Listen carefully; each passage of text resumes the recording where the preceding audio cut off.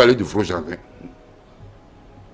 vous pensez que Béoumé Kouchou va monter des gens pour les massacrer? C'est que de toute façon, les gens vous cachent la vérité. Les gens vous cachent la vérité. Oui, je vais terminer. J'étais ministre de l'Intérieur. Oui, oui, voilà. Mais je pense que la CVJR a clarifié cela.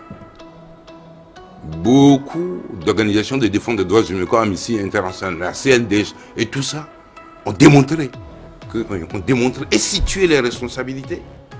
Et puis Eden Kojo, qui a été de toute façon interrogé également et qui a prêté du moins serment, lui aussi du moins démontré qu'à son âge, je ne peux pas mentir, Agboumé n'est pas concerné. Et dans les documents donc, de la CVJR, ce n'est pas moi.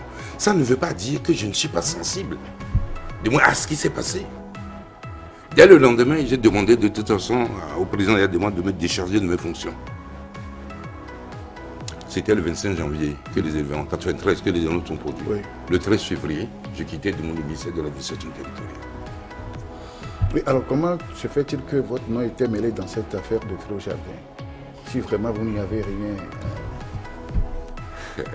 J'étais ministre de l'administration territoriale et de la sécurité. Les événements se sont produits à Lomé.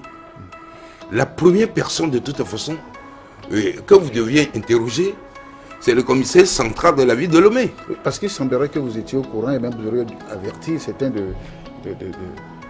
leaders de l'époque. Oui, c'est-à-dire que quand je me rendais dans mon bureau, il y a un agent de renseignement qui est venu me dire que aujourd'hui ça va chauffer pour l'opposition.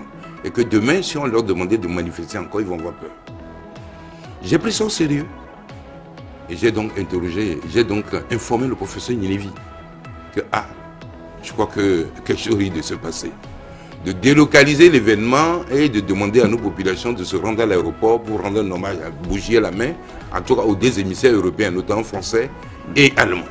Bon, et je crois que je n'ai pas été entendu, mais il a informé de moi ses collègues qui sont retrouvés dans l'appartement ou dans la villa de M. Eden Kojo.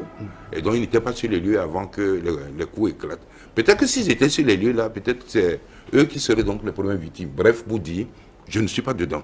Ça ne veut pas dire que je n'ai pas de responsabilité. Au moins une responsabilité morale. Morale, bien sûr. Oui. Et pourquoi on n'interroge pas devant le directeur de la sécurité nationale? C'est lui, de toute façon. Pourquoi on n'interroge pas? Pourquoi on n'interroge pas donc comme le commissaire central de la ville de Lomé? Vous savez, en politique, de toute façon, ce n'est pas tout qu'on dit, mais ce n'était pas donc des policiers donc, qui, en tout cas, ont commis du moins cette forfaiture. Ce ne sont pas des policiers, mais c'est d'autres. Et donc, en fait, ceux-là, ils ne sont pas sous ma responsabilité. Il faut expliquer ça bien aux Togolais. Je contrôle la police en tant qu'autorité de tutelle de la police. Mais le Fro Jardin, ce n'est pas des policiers. C'est pas des policiers. C'est écrit noir sur blanc dans les rapports de la... Je ne viens pas revenir sur... C'est pas ça qui intéresse les Togolais aujourd'hui. Aujourd'hui, les Togolais veulent l'alternance.